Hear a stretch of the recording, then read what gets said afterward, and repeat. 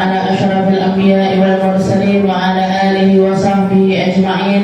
سبحانك لا علم لنا إلا ما علمتنا إنك أنت العليم الحكيم. رب اشرح لي صدري ويسر لي أمري واحلل عقدة من لساني يفقهوا قولي. أما بعد، Alhamdulillah ala ni'matil Islam, alhamdulillah ala ni'matil iman, wa kafa biha min ni'mah. Allahumma ballighna li Ramadan wa balligh Ramadanan lana wa tasallamhu minna mutaqabbala. Allahumma sallimna li Ramadan wa sallim Ramadanan lana wa tasallamhu minna mutaqabbala. Allahumma sallimna li Ramadan wa sallim Ramadanan lana wa tasallamhu minna mutaqabbala. Allahumma sallimna li Ramadan wa sallim Ramadanan lana wa tasallamhu minna mutaqabbala. Alhamdulillah, segala puji bagi Allah Subhanahu wa taala yang menyampaikan kita di bulan Ramadan dan bisa menikmati setiap kenikmatan-kenikmatan ibadahnya Ramadan. Maka sebagaimana Allah taala menyampaikannya, mencicipkannya, memberkahinya, merahmatinya, maka semoga Allah Subhanahu wa taala menyempurnakan itu semuanya sampai akhir Ramadan.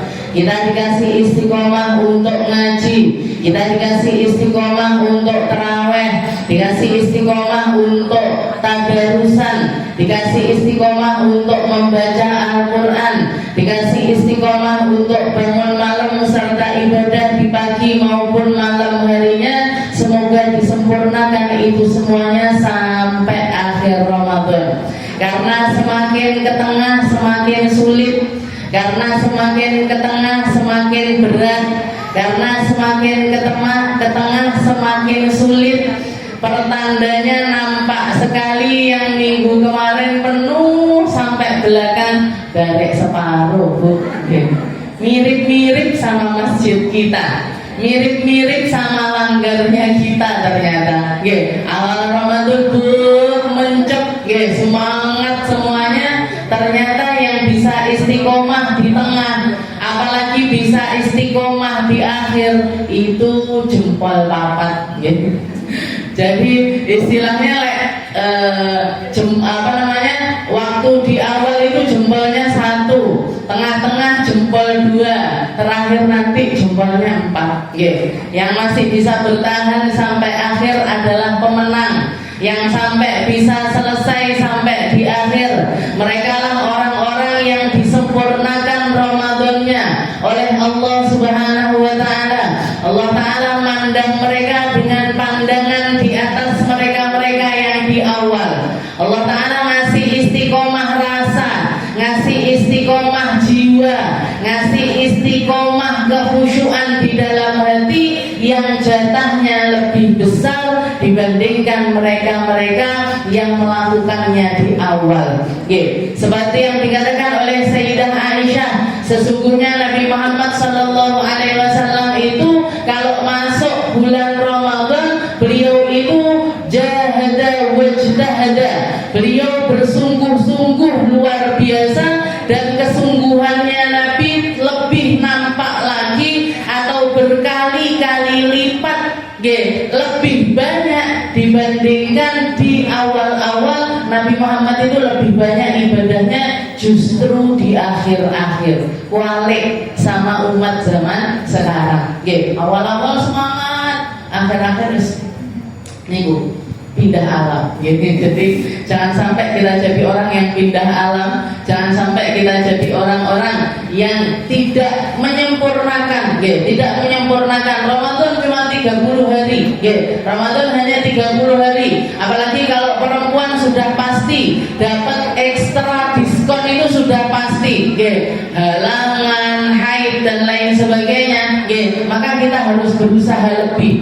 Dengan masuk bulan Ramadan ini, kita istiqomahkan sampai akhir.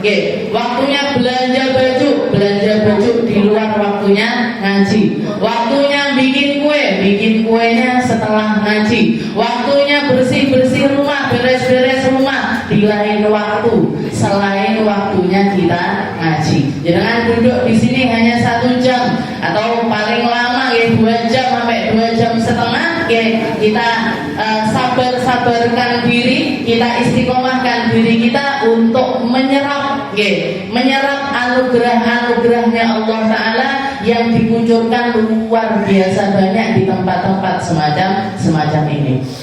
Tadi beliau jadi yang membaca Al-Quran sudah ngutip sedikit tentang pembahasan kita seperti yang kita baca di dalam kitab yang kita baca di dalam kitab Khuluquna ini, bab yang keempatnya atau perkara akhlak kita kepada Allah Ta'ala yang keempat. Di situ Al-Habib Sayyidil Habib Umar bin Hafid hafidhahullah Ta'ala qala al-muallif rahimahullah Ta'ala wa nafa'ana bihi wa bi'ulumihi fid darain nastasghiru li'azamatihi wa naqumu lahu fi jawfil layli wa dhulmatihi wa nastaghfiruhu wa nas'alu bi munajatihi. Beliau mengatakan salah satu akhlak kita yang seharusnya ada di dalam harian-harian kita, yang seharusnya menjadi salah satu list yang harus kita perhatikan keberadaannya di dalam kehidupan kita, yaitu porsi untuk merendahkan diri di hadapan Allah Subhanahu wa Ta'ala, dan itu akan sangat paling terasa kalau kita lakukan di pertengahan malam, di kegelapan malam, ketika semua orang tertidur, kita bangun menghadap kepada Allah Ta'ala dan merendahkan diri kita di hadapan Allah Subhanahu wa Ta'ala. Nastasghir li'azamati, kita merendahkan diri di hadapan Allah, wa naqumu lahu fi jawfil lail, dan melaksanakan bangun malam. Tadi dibacakan surat Al-Muzammil, ya ayyuhal muzammil qumil laila illa qalila nisfahu aw inqus minhu qalila aw zid alaihi wa rattilil qur'ana tartila. Di dalam ayat tersebut Allah Subhanahu wa Ta'ala mengatakan, wahai engkau yang sedang berselimut, wahai engkau yang sedang meringkuk, wahai engkau yang ada di dalam balik lembaran-lembaran kain untuk menghangatkan diri karena gemetaran mendapatkan wahyu dari Allah Subhanahu wa Ta'ala. Kita rasakan ketika ayat itu turun, Nabi Muhammad dalam keadaan berselimut dan dipeluk oleh Sayyidah Khadijatul Kubra. Sama haliyahnya seperti kita di setiap malam-malam kita. Setiap kali datang malam, kita mendapatkan waktu-waktu istirahat kita. Kita merehatkan badan kita setelah seharian bekerja ataupun juga melakukan aktivitasnya. Kita istirahat malam hari sambil berselimut. Ketika kita merenungkan ayat ini, ya ayyuhal muzammil qumil laila illa qalila. Allah Ta'ala mengatakan, wahai engkau yang berselimut, bangunlah di malam hari walaupun cuma sebentar. Bangunlah di malam hari walaupun kadar bangun malammu itu hanya seperti seseorang yang sedang memerah seekor kambing ataupun seekor sapi. Waktu yang sedikit, mulailah dari waktu yang sedikit untuk membiasakan dirimu bangun di malam hari. Kamu akan merasakan perubahan yang luar biasa. Kamu akan merasakan hadiratnya Allah Ta'ala di dalam relung-relung hatimu dengan sangat dalam. Kamu akan punya chemistry untuk berdua-duaan dengan Allah Subhanahu wa Ta'ala. Ya ayyuhal muzammil, indahkan dinginnya AC. Istilahnya lepaskan sebentar, kamu bangunlah dari tempat tidurmu untuk bermunajat sekedar 2 rakaat atau membaca Al-Quran sekedar 1 ataupun 2 ayat, ataupun berdoa dengan doa yang paling pendek sekalipun, tapi istiqomahkan hal tersebut. Ya ayyuhal muzammil qumil laila, bangunlah di malam hari. Kenapa enggak bangun di siang hari? Haliyahnya malam hari dengan dengan haliyahnya siang hari itu jauh berbeda sekali.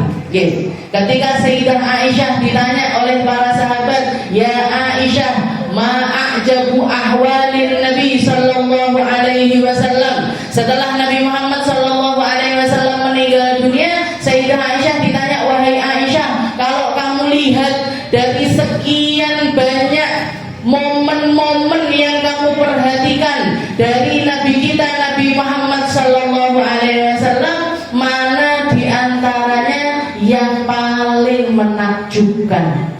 Mana diantaranya yang kamu lihat paling indah? Mana diantaranya yang kamu lihat paling bagus pada diri Nabi kita Nabi Muhammad sallallahu alaihi wasallam?" Maka Sayyidah Aisyah nangis. Sayyidah Aisyah menangis sambil mengingat-ingat apa ya kejadian-kejadian paling indah yang pernah terjadi atau yang pernah saya lihat pada diri Nabi Muhammad sallallahu alaihi wasallam. Maka beliau mengatakan, "Idza jannal lail."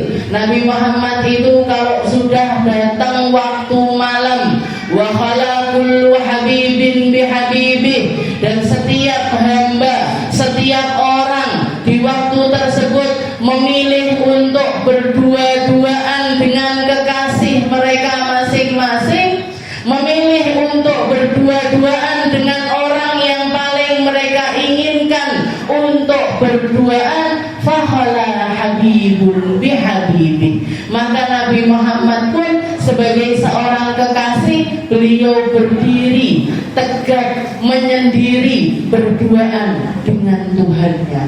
Faqama yunaji rabbah. Maka beliau berdiri dengan salat yang paling indah yang pernah saya lihat setiap malam-malamnya Nabi Muhammad sallallahu alaihi wasallam, dan beliau bermunajat, menghabiskan malamnya bermunajat kepada Allah Subhanahu wa taala hatta tala'a alaihil fajr, sampai masuk waktu subuh. Jadi Nabi Muhammad sallallahu alaihi wasallam itu bangun malam. Nabi Muhammad sallallahu alaihi wasallam itu selalu meluangkan waktunya di malam hari untuk berduaan dengan kekasihnya, yaitu Allah Subhanahu wa taala. Di dalam riwayat yang lain, Sayyidah Aisyah juga menceritakan, saya pernah melihat Nabi Muhammad sallallahu alaihi wasallam di malam yang menjadi jatah hari saya, beliau bangun di sepertiga malam yang terakhir, minta izin kepada Sayyidah Aisyah, "Wahai Aisyah, apa kamu izinkan saya untuk bangun dan menyendiri bersama Tuhan saya?" Maka Sayyidah Aisyah mengatakan, "Kalau jenengan ridho, saya juga ridho. Apa yang membuat Anda senang juga sesuatu yang membuat saya senang, wahai Rasul." Maka dikatakan Rasulullah bangun dari kasurnya, dari ranjangnya, pergi ke tempat wudunya. Beliau berwudu dengan keadaan air yang masih menetes dari jenggot-jenggotnya. Beliau berdiri tegak sambil membaca firman-firman Allah Ta'ala, dan dari kedua matanya tidak pernah berhenti air mata itu mengalir. Beliau nangis di dalam berdirinya, beliau nangis di dalam rukuknya, beliau nangis di dalam i'tidalnya, beliau nangis di dalam sujud-sujudnya, bahkan beliau nangis ketika menengadahkan kedua tangannya sambil meminta ampunkan untuk umatnya. Air matanya tidak pernah berhenti menangis hatta tala'a alaihil fajr, sampai masuk waktu subuh. Maka semua hal ini harusnya menjadi sesuatu yang ada di dalam keseharian kita. Entah itu sholatnya, entah itu bacaan Al-Qur'annya, entah itu zikirnya, entah itu doa-doanya, entah itu air matanya, harusnya ada di dalam keseharian kita. Bahkan dikatakan setelah itu waktu masuk waktu subuh, ketika masuk di waktu subuh, ngetuk Sayyidina Bilal pada pintu Nabi Muhammad sallallahu alaihi wasallam, mengingatkan beliau untuk melaksanakan sholat subuh bersama-sama dengan para sahabat yang lainnya. Maka dikatakan masih terus berderai air mata. Ditanya sama Sayyidina Bilal, ya Rasul, atabki ya Rasul, wa qad ghafarallahu ma taqaddama min dzambika wa ma ta'akhkhar. Ya Rasul, jenengan nangis padahal seluruh dosamu yang awal dan yang akhir sudah diampuni oleh Allah Subhanahu wa taala. Ya Rasul, engkau menangis dan surga sudah menjadi jatahmu untuk kamu tinggali nanti di negeri akhiratnya. Ya Rasul, jenengan nangis padahal engkau orang yang paling akan diselamatkan oleh Allah taala. Ya Rasul, jenengan nangis padahal andalah yang akan membawa bendera kebaikan, memimpin semua para nabi, memimpin semua para ahli sujud, memimpin semua para ahli salat, memimpin semua para ahli puasa, memimpin pemimpinnya orang-orang baik. Jenengan yang megang benderanya dan jenengan masih nangis di malam-malam harinya. Maka Rasulullah sallallahu alaihi wasallam mengatakan, ya Bilal, qad anzala alayyal barihah Quran.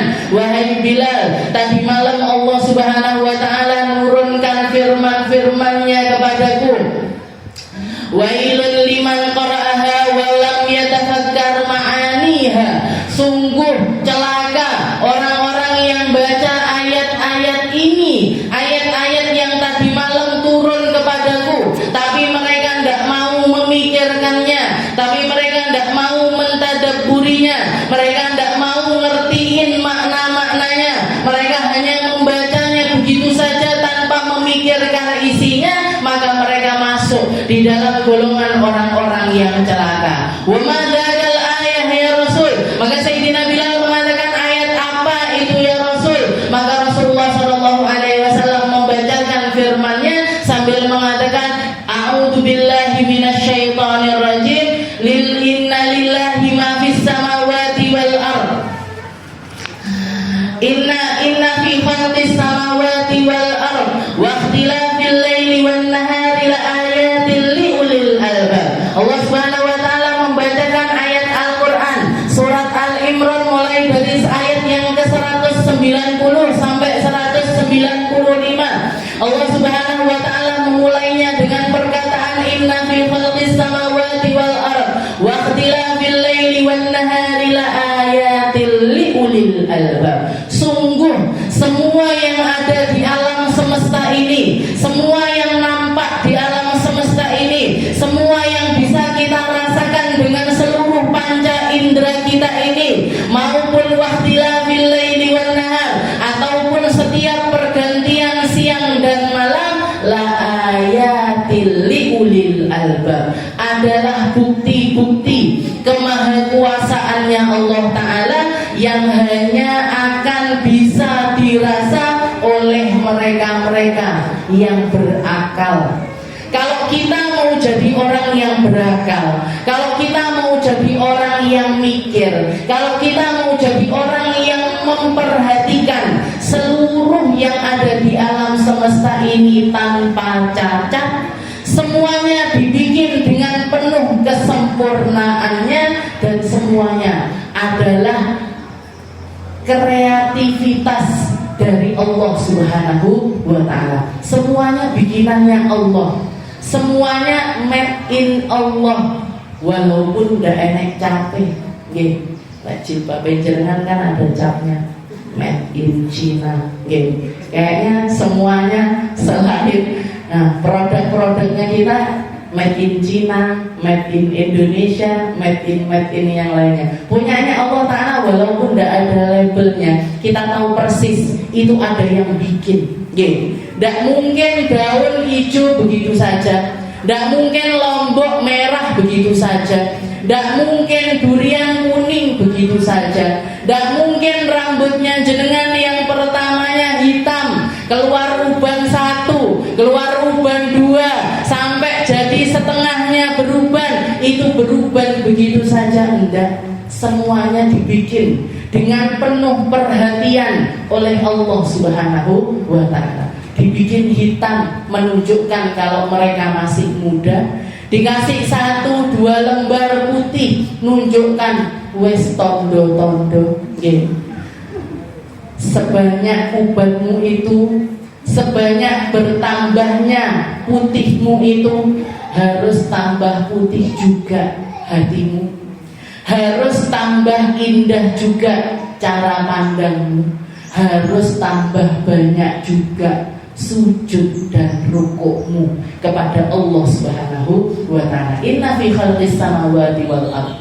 Setelah itu Allah Subhanahu wa ta'ala mengatakan, siapa orang-orang yang ulil albab, yang hatinya bangun, yang hatinya melihat, yang hatinya memandang, yang hatinya mendengar, yang hatinya memperhatikan. Siapa golongan orang-orang tersebut? Alladzina yadhkurunallaha qiyaman wa qu'udan.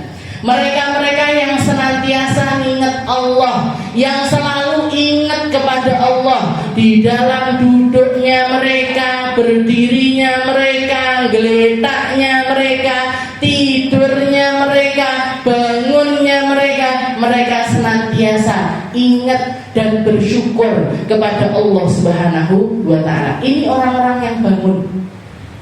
Ini orang-orang yang melek. Walaupun semua orang melek, tapi tidak semua orang sadar. Walaupun semua orang berakal, tapi tidak semua orang waras.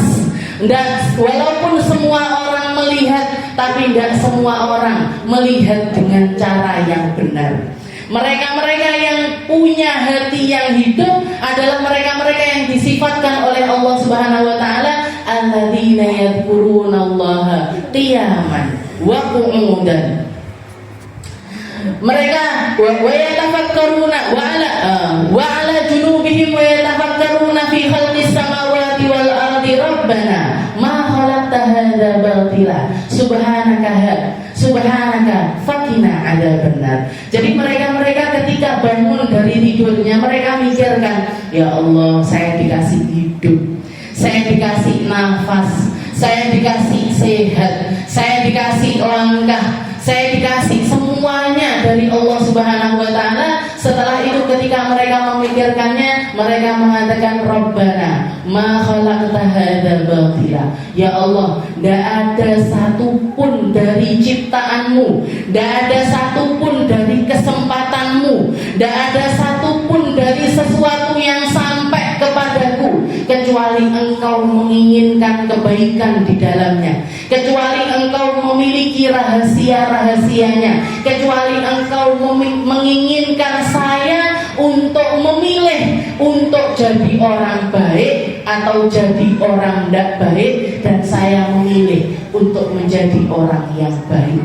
Rabbana ma khalaqta hadza batila subhanaka faqina adzabannar. Kalau saya sudah punya hati yang semacam itu, ya Allah, maka kondisikan hati saya, istiqomahkan hati saya, berkasih yang terbaik untuk hati saya. Agar apa? Agar jiwa saya jangan pernah sampai mencicipi panasnya api neraka. Jangan sampai saya jadi hamba yang karena pikiran saya engkau masukkan neraka. Jangan sampai karena pandangan saya engkau masukkan neraka. Jangan sampai karena langkah kaki saya engkau murka kepada saya. Jangan sampai karena kata-kata saya bikin saya masuk dalam list hamba-hamba yang tidak diselamatkan oleh Allah Subhanahu wa ta'ala. Jadi ayat-ayat ini Allah Subhanahu wa ta'ala berikan untuk kita berpikir di dalamnya.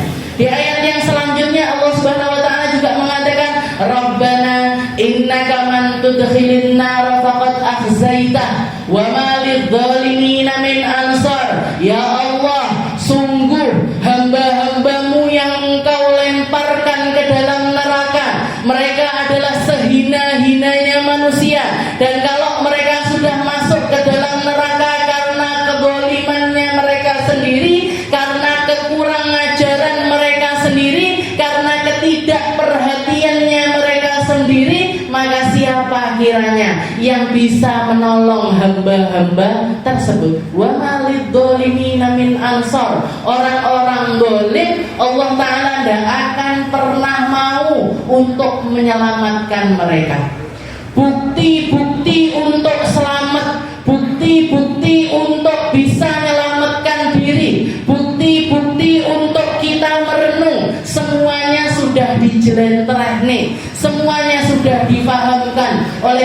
kita, Nabi Muhammad sallallahu alaihi wasallam.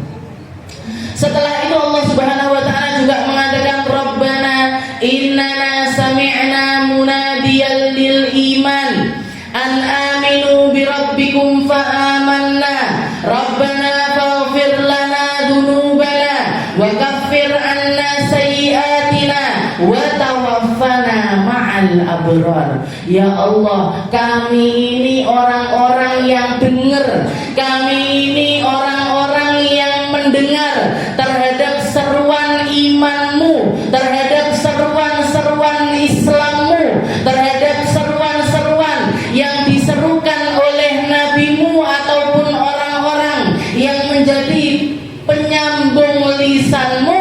Innana sami'na munadiyan lil imani an aminu bi rabbikum.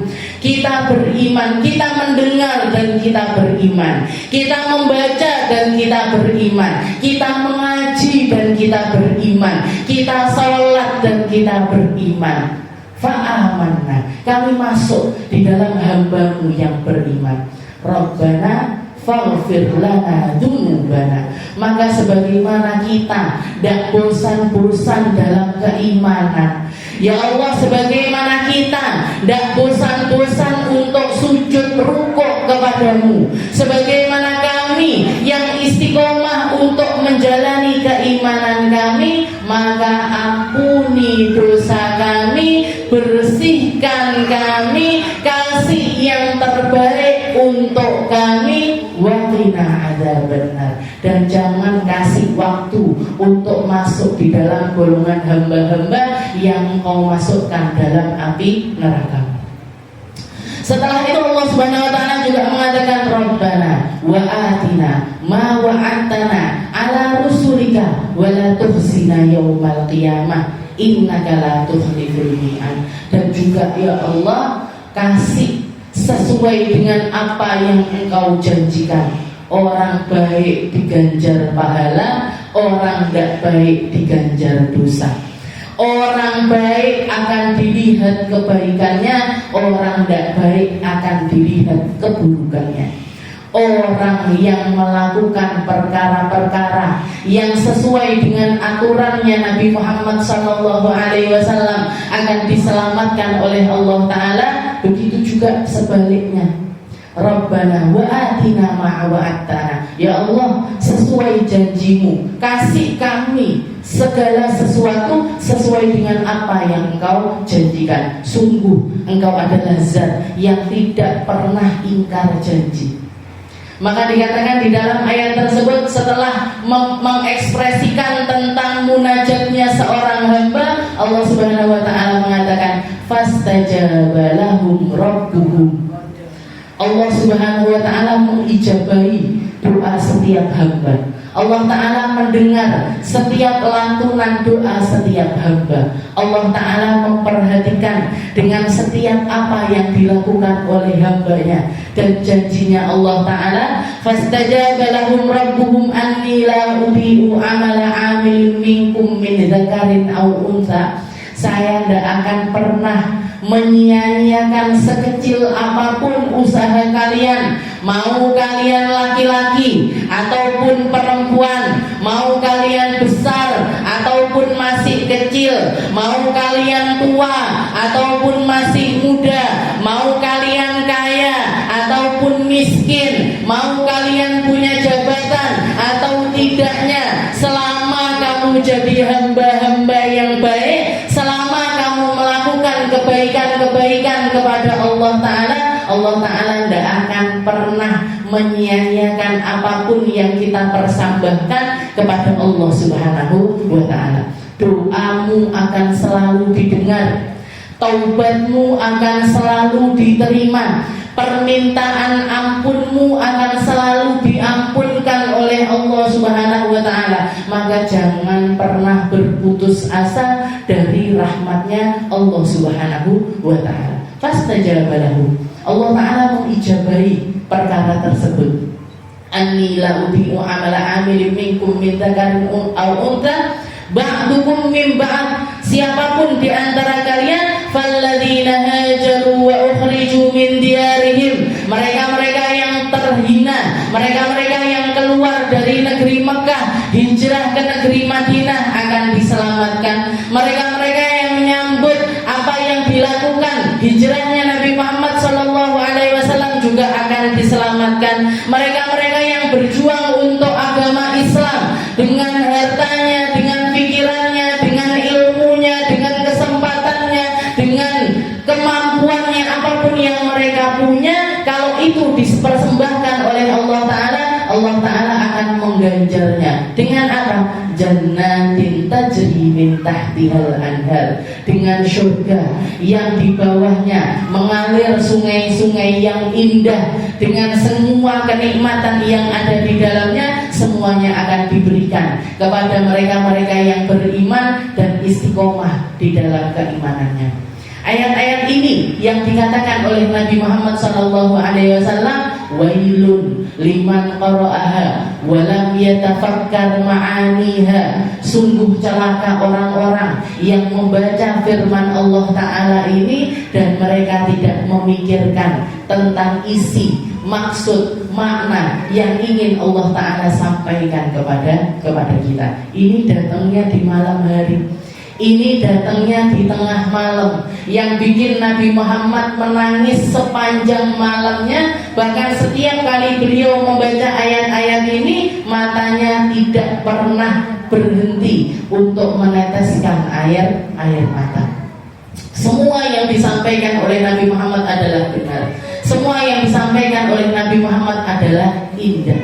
Makanya sudah termasuk istilahnya sudah harus menjadi, sudah selayaknya bagi kita yang mengaku sebagai hambanya Allah Ta'ala, adab kita kepada Allah Ta'ala adalah menyempatkan diri untuk melaksanakan bangun malam, walaupun cuma sekedar 2 rakaat, walaupun cuma sekedar 4 rakaat, walaupun cuma waktu yang sebentar, masukkan waktu tersebut untuk kita menyendiri kepada Allah Subhanahu wa Ta'ala. Di dalam hadis yang lain Rasulullah SAW juga mengatakan, rak'atani fi jawfil lail, 2 rakaat di tengah malam adalah kanzun min kunuzil jannah, adalah simpanan dari simpanan-simpanan surga. Jenengan sedang DP surga dengan tahajud jenengan. Kita sedang nyari surga ketika kita bangun malam. Dan orang kalau punya porsi bangun malam, itu sudah menunjukkan bahwa hamba tersebut adalah hamba yang serius di dalam menjalankan keislamannya.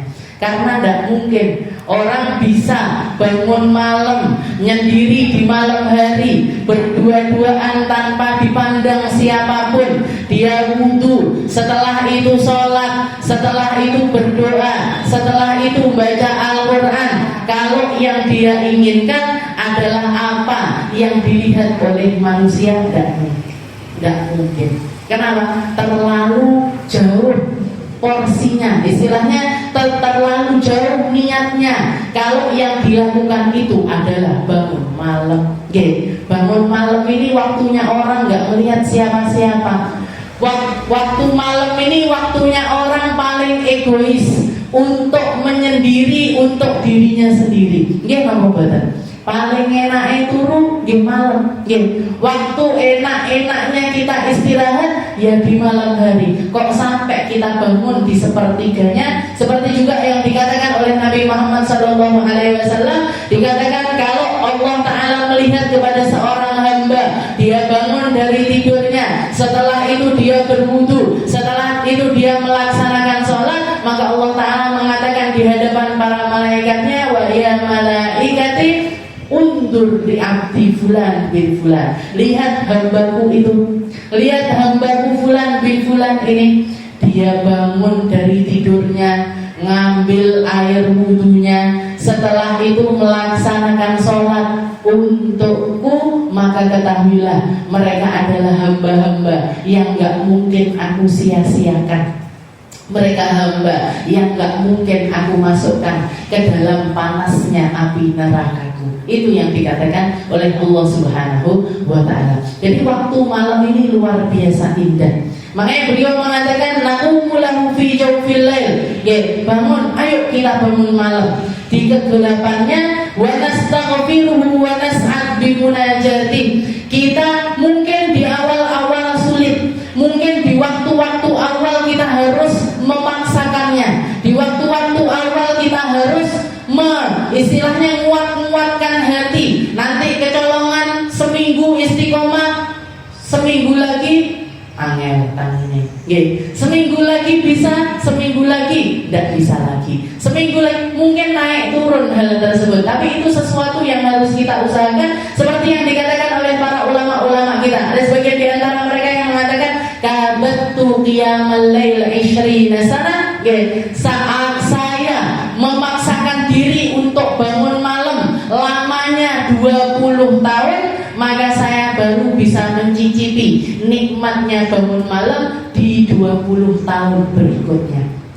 Kalau umur kita 40 tahun, searep bangun malam sekarang, masih mau bangun malam sekarang, kira-kira kapan kita bisa merasakan nikmatnya bangun malam? Di usia berapa kira-kira kita akan bisa merasakan bangun malam? Kalau mulainya umur 50 tahun, tambah mundur nih.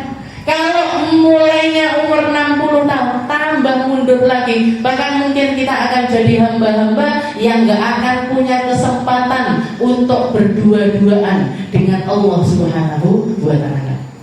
Sayyidina Abu Yazid Al-Bustami, salah satu ulama terkemuka pada zamannya beliau.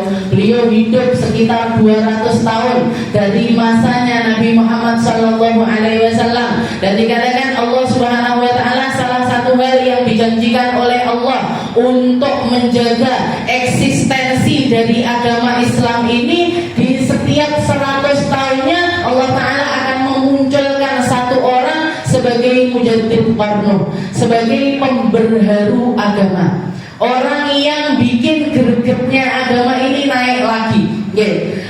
Di setiap 100 tahun itu mesti muncul satu orang yang akan diperlihatkan seperti itu halnya. Dikatakan orang pertama di 100 tahun yang pertama sepeninggal dari masanya Nabi Muhammad SAW adalah Sayyidina Umar bin Abdul Aziz, salah satu cicitnya Sayyidina Umar bin Khattab. Jadi cicitnya putra dari putrinya anaknya Sayyidina Umar bin Khattab. Jadi Sayyidina Umar punya anak laki-laki, anak laki-laki ini menikah dengan seorang perempuan, anaknya tukang susu, anaknya tukang susu yang diceritakan ketika Sayyidina Umar berusukan malam-malam di sekitar rumah umatnya, di sekitar rumah kaumnya. Dikatakan di situ Rasulullah Sayyidina Umar mendengar percakapan di salah satu rumah, ada seorang ibu tukang susu, ngobrol sama anak perempuannya. Ibunya ini punya keinginan untuk nyampurkan susu dengan air. Susu murni dicampur sama air untuk dijual biar dapat keuntungan lebih besar. Katanya putrinya, ya Ummah, wahai ibuku, ittaqillah, wahai ibuku, bertakwalah kamu kepada Allah Subhanahu wa ta'ala. Tidak ada gunanya mah kita jualan kalau nipu orang, gak ada gunanya mah kalau kita nyampurkan air dengan susu. Walaupun mungkin kita bisa dapat rupiah lebih banyak, dinar dirham lebih banyak, tapi itu tidak sebanding dengan panasnya api neraka yang akan kita rasakan. Maka ibunya mengatakan, gak apa-apa nak, Umar bin Khattab tidak melihat, Khalifah tidak melihat kita, tidak apa-apa nak, tidak ada yang melihat juga. Presiden tidak melihat, menteri tidak melihat, polisi tidak melihat, tentara juga tidak melihat. Maka putrinya mengatakan, ya Ummah, walaupun Umar bin Khattab tidak melihat, tapi Tuhannya Umar bin Khattab melihat.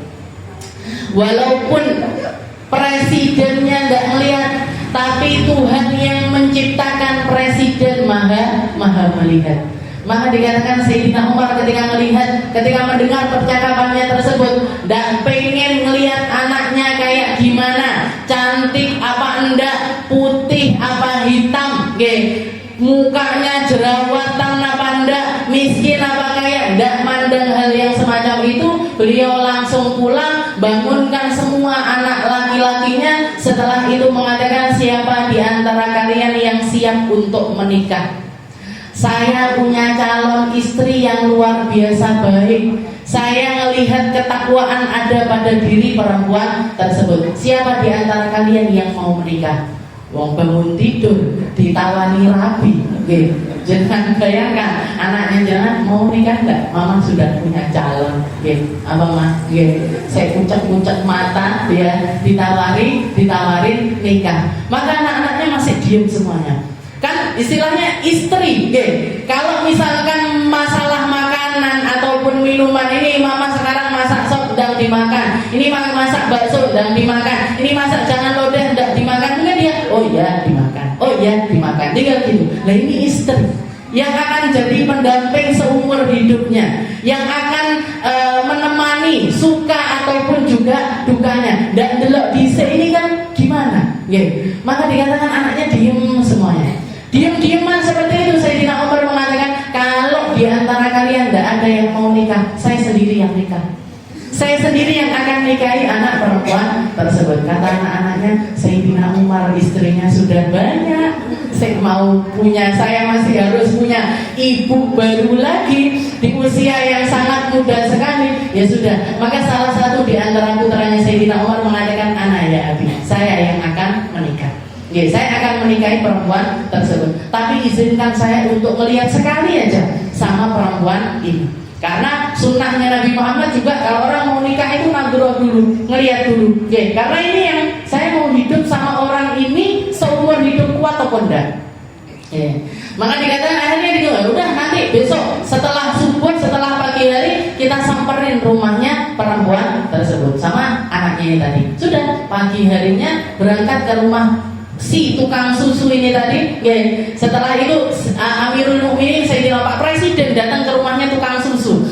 Pak Presiden datang ke rumahnya tukang susu untuk melamar putrinya. Tukang susunya kaget, tidak karu-karuan. Apa yang terjadi wahai Amirul Mukminin? Saya mau meminang salah seorang putrimu untuk saya nikahkan dengan salah seorang putra saya. Yang mana wahai Amirul Mukminin? Yang tadi malam ngobrol dengan kamu di pertengahan malam ketika kamu pengen nyampurkan susu dengan air dan dicegah oleh putrimu tersebut, maka dinikahkan. Jadi putranya Sayyidina Umar nikah sama anak perempuannya tukang susu ini tadi. Lahir dari beliau berdua ini seorang anak laki-laki, namanya Abdul Aziz. Abdul Aziz menikah punya anak namanya Umar bin Abdul Aziz. Maka dikatakan Umar bin Abdul Aziz itu adalah mujaddid yang pertama, orang pemberharu agama pertama kali setelah zamannya Nabi, setelah zamannya Khulafaur Rasyidin adalah Sayyidina Umar bin Abdul Aziz. Bahkan Khulafaur Rasyidin itu cuma 4, penggantinya Nabi Muhammad itu cuma 4, yang dipanggil dengan Khalifatur Rasulillah penggantinya Nabi itu cuma 4, Sayyidina Abu Bakar, Umar, Utsman, Ali. Setelah itu, walaupun Sayyidina Hasan, walaupun Sayyidina Abdullah bin Umar, putranya Sayyidina Umar bin Khattab sendiri pun julukannya bukanlah Amirul Mukminin, julukannya bukan khalifahnya Nabi Muhammad. Baru ketika zamannya Umar bin Abdul Aziz, julukannya adalah Khalifatu Rasulillah, penggantinya Nabi Muhammad SAW. Seorang presiden yang dikatakan ketika beliau pertama kali menjabat, yang dilakukan pertama kali adalah ngeringkesi karpetnya istana dan juga gorden-gordennya istana dijual semuanya dan disedekahkan kepada orang fakirnya Madinah. Beliau juga yang dikatakan ketika malam hari salah seorang putranya ini datang untuk membicarakan tentang perkara rumah tangga, ditanya sama Sayyidina Umar, wahai anakku, kita mau ngobrol masalah apa? Mau ngobrol masalah negara atau ngobrol tentang masalah pribadi kita? Maka anaknya tersebut mengatakan, saya mau ngobrol tentang masalah rumah tangga sendiri, wahai ayahku. Ya sudah, kalau gitu jangan di istana, tapi kita keluar. Jangan pakai lampunya negara, kita keluar. Jangan pakai cahayanya negara, kita keluar. Bahkan sekedar minyaknya, minyaknya lampu, minyaknya lampu yang dipakai untuk madangi istana, beliau tidak mau membahas apapun kecuali untuk kemaslahatannya umat. Kita bandingkan sama pemimpin negaranya kita sekarang, dapat mobil dipakai mudik, saya pernah ketemu ada mobilnya pejabat plat merah seperti itu, belanja di toko, belanja di toko. Dalam hati saya, ya Allah, ini apa tidak sadar kalau kendaraannya itu yang biayai negara?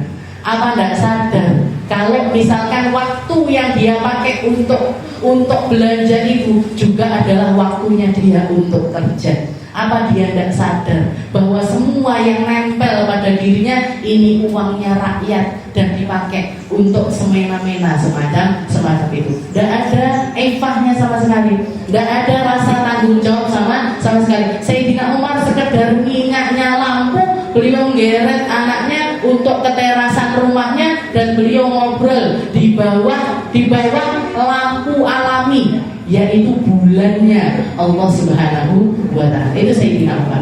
Setelah Sayyidina Umar bin Abdul Aziz, mujaddid yang kedua namanya adalah Abu Yazid Al-Bustami. Abu Yazid Al-Bustami ini seorang ulama terkemuka pada zamannya beliau, dan beliau ini dijuluki sebagai mujaddid qarn. Dikatakan salah satu hal yang bikin beliau ini diangkat setinggi-tingginya oleh Allah Subhanahu wa Ta'ala adalah karena bangun malamnya. Bangun malamnya beliau. Dikatakan beliau istiqomah bangun malam semenjak sebelum balik. Semenjak usianya 8 tahun, 9 tahun itu sudah melaksanakan bangun malam. Dan sebabnya beliau bangun malam ini luar biasa. Dikatakan si anak ini, Abu Yazid kecil ini, dikatakan beliau itu sekolah sebagaimana anak-anak kita, sore ngaji, TPQ, madrasah, belajar ngaji dan lain sebagainya. Ketika ngaji, beliau itu dibacakan oleh gurunya itu surat Al-Muzammil. Ya ayyuhal muzammil qumil laila illa qalila nisfahu aw minhu qalila aw zid alaihi warattilil qur'ana tartila. Begitu selesai ngaji, hafal satu ayat tersebut, pulang ke rumahnya. Ya, tadi saya dengar dari guru saya dikatakan di dalam Al-Quran Allah Ta'ala mengatakan, wahai orang yang berselimut, bangunlah kamu di malam hari, setengahnya ataupun sepertiganya, yang penting kamu bangun malam. Siapa orang berselimut itu, wahai ayahku? Maka ayahnya mengatakan, oh itu Rasulullah, itu adalah Rasulullah Sallallahu Alaihi Wasallam. Kalau gitu saya juga mau bangun malam ya. Kalau saya juga mau bangun, anak 7 tahun, anak 8 tahun mengatakan saya juga mau bangun malam ya. Alah, kamu kan masih kecil.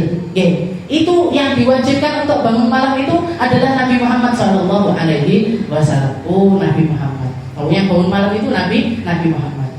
Setelah itu ngaji terus sampai akhir ayat. Di akhir ayat Al-Muzammil itu Allah Subhanahu wa Ta'ala mengatakan, sesungguhnya Allah Subhanahu wa Ta'ala melihat orang-orang yang bangun malam, orang-orang yang melaksanakan bangun malam, wa ta'ifatul ladzina ma'ak. Di situ Allah Ta'ala mengatakan mereka-mereka yang senantiasa ingin masuk di dalam golonganmu. Pulang lagi nanya sama abahnya, ya ini yang dimaksud golongan yang sama-sama Nabi Muhammad ini siapa? Oh, itu sahabatnya Rasulullah Sallallahu Alaihi Wasallam. Kalau gitu saya mau bangun malam juga ya. Tidak usah nak, kamu kan masih kecil. Kayak kita, sama anak-anak kecil ini kan kita terawih secili, tidak usah terawih. Poso secili, tidak usah poso. Banyak sekali yang kita, istilahnya kita seperti itu. Maka dikatakan si anak ini mikir lagi, ya ngomong sama abahnya, ya kalau kita ini nggak niru Nabi, juga nggak niru orang-orang yang sama-sama dengan Nabi, terus kita itu niru siapa? Kita itu nirukan siapa ya? Maka ayahnya mengatakan, tapi kamu masih terlalu kecil wahai anakku. Maka anaknya mengatakan, ya di ayat yang lain saya dengar guru saya mengatakan, ya ayyuhalladzina amanu qu anfusakum wa ahlikum nara wa quduhan nas wal hijarah. Wahai orang-orang orang yang beriman, lindungi dirimu dari api neraka. Kamu dan keluargamu lindungi semuanya dari api neraka. Api neraka waquduhan nas wal hijarah, yang bahan bakarnya ini adalah manusia dan juga batu-batuan. Setelah itu Abu Yazid kecil ini mengatakan, ya, saya setiap kali merhatikan ibu memasak. Saya setiap kali ikut Umi masak di dapur. Saya melihat Umi itu kalau mau menyalakan api, ketika dia mau menyalakan api, dia memulai dengan kayu-kayu yang kecil dulu yang dibakar, baru setelah itu kayu-kayu yang besar. Maka saya takut, ya, kalau saya tidak masuk golongannya Nabi sekarang, kalau saya tidak masuk dalam golongannya orang yang ikut Nabi sekarang, takutnya saya akan dimasukkan duluan oleh Allah Ta'ala untuk menjadi bahan bakarnya api neraka sebelum orang-orang dewasa yang memasukkannya. Maka dikatakan ayahnya tersadar sambil mengatakan, nah kalau gitu mulai malam ini saya, kamu, kita sekeluarga harus bangun malam setiap malamnya. Dan beliau istiqomah bangun malam sampai akhir hayatnya. Jadi tidak pernah merasakan masa-masa, tidak pernah merasakan masa-masa setelah balik itu kosong dari bangun-bangun malam. Ini Abu Yazid Al-Bustami. Jadi anak sekecil itu mampu merenungkan hal-hal di dalam Al-Quran dengan sedemikian dalamnya. Maka dikatakan beliau ini dijuluki sebagai mujaddid qarnu, orang yang memperbaharui agama di masa-masa beliau. Kalau sekarang sudah siapa kira-kira mujaddid qarnu hadal Quran, abad kita 100 tahun kita ini, kira-kira siapa yang menjadi pembaharu agamanya? Ada macam-macam pendapat para ulama. Ada yang mengatakan adalah guru saya, Habib Umar bin Hafid. Habib Umar bin Hafid, beliau dikatakan karena efek dakwahnya yang luar biasa besar, karena istilahnya murid-muridnya yang tersebar di mana-mana di hampir seluruh dunia. Saya ketemu orang Amerika, muridnya Habib Umar. Saya ketemu orang Meksiko, muridnya Habib Umar. Saya ketemu orang Eropa, muridnya Habib Umar. Bahkan dulu ketika saya di Darul Zahra, di pesantren itu anak-anak Indonesia yang sudah hatam 30 juz, yang sudah hafal Al-Quran 30 juz, salah satu syaratnya untuk dapat sertifikat, untuk dapat ijazah, untuk mendapatkan ijazah itu harus mengeluarkan dua orang, istilahnya bikin 2 orang yang mu'alaf, yang baru masuk Islam sampai bisa baca Al-Quran minimal 5 juz. Sampai bisa baca Al-Quran minimal 5 juz, bisa sholat, bisa wudhu, bisa melakukan perkara-perkara yang menjadi basic agama, harus meluluskan 2 orang baru dapat ijazahnya. Baru dapat ijazah. Jadi muridnya kesebar di mana-mana. Dan kalau dilihat istilahnya gelombang dakwah yang beliau bikin, beliau beserta para murid-muridnya ini luar biasa besar. Ada yang mengatakan Habib Umar bin Hatib, ada yang bilang juga yang kemarin meninggal dunia Habib Masyhur, Habib Masyhur Al-Adni, salah satu teman dakwahnya Habib Umar. Bahkan dikatakan Habib Umar juga menjadi salah satu dari muridnya beliau. Muridnya Habib Masyhur. Jadi Allah a'lam, nggak tahu abad kita ini siapa yang menjadi mujaddidnya, tapi yang pasti di setiap 100 tahunnya untuk jaga agama Islam ini untuk berada di dalam kemurniannya, mesti muncul satu orang yang akan menjadi mujaddid qarnu. Semoga Allah Subhanahu wa taala memudahkan kita untuk bangun malam, ngasih jatah kita untuk nyicipi undangan-undangannya Allah Ta'ala di setiap sepertiga malamnya, agar kita jadi orang yang selamat, agar kita jadi orang yang ngerti, agar kita jadi orang yang paham, agar kita jadi orang yang melek dengan segala sesuatu yang ingin Allah Subhanahu wa Ta'ala sampaikan kepada diri kita, ingin Allah Ta'ala sampaikan kepada anak cucu kita, yang ingin Allah Subhanahu wa Ta'ala ingin sampaikan kepada keluarga-keluarga tercinta kita. Rahasianya ada di dalam bangun malam. Kalau kita mau punya rasa mulia, memuliakan diri kita, bangun malam. Kalau kita pengen naikkan derajat kita, bangun malam. Kalau kita pengen doa-doa kita diijabahi oleh Allah Ta'ala, bangun malam. Kalau kita pengen jadi orang yang istimewa di sisi Allah Ta'ala, bangun malam. Karena dikatakan setiap hamba yang dinaikkan derajatnya oleh Allah Subhanahu wa Ta'ala, itu kenaikannya itu terjadi di setiap tengah-tengah malam. Kalau tengah-tengah malam kita selalu kita pakai untuk tidur, kira-kira kita ini naik kelas apa enggak? Kira-kira kita ini naik derajat apa enggak? Kira-kira ini kita punya porsi istimewa di sisi Allah Ta'ala atau tidak? Salah satu akhlak yang ingin Allah Ta'ala ada di dalam diri setiap hambanya adalah bangun malam. Dan Ramadan ini waktu yang paling tepat untuk kita bangun malam. Walaupun alasan utamanya sahur, walaupun alasan utamanya untuk makan-makan dan minum-minum, minimal apa? Minimal kita bangun di tengah malam. Guru saya Ustaz Cegah dulu setiap kali ngajarkan, kalau kita nanya, Beb, kalau lagi haid gimana? Kalau kita lagi nggak sholat gimana? Apa juga harus bangun malam? Walaupun sekedar untuk mengatakan ana ya Rabb, ana ya Rabb, ana ya Rabb. Saya ya Allah, saya ya Allah, saya ya Allah. Sekedar untuk jawabi apa yang dikatakan oleh Allah Ta'ala. Apa ada yang pengen doa akan aku kabulkan hajatnya? Apa ada yang lagi taubat, tak ampuni, tak terima taubatnya? Apa ada yang mau naik derajat, tak angkat derajatnya? Kita jawab ya Allah Ta'ala, saya ya Allah, saya ya Allah, saya ya Allah. Daftar, walaupun setelah itu tidur, walaupun setelah itu meledak lagi, keturun ini dan lain sebagainya, tapi kita daftarkan diri kita untuk masuk di dalam golongan hamba-hamba yang bangun malam. Dan semoga istiqomah bangun malam, semoga bisa merasakan indahnya bangun malam. Ala hadhihi niyyah wa ala niyatin salihah wa ila hadratin Nabi Muhammad sallallahu alaihi wasallam bisirril Fatihah.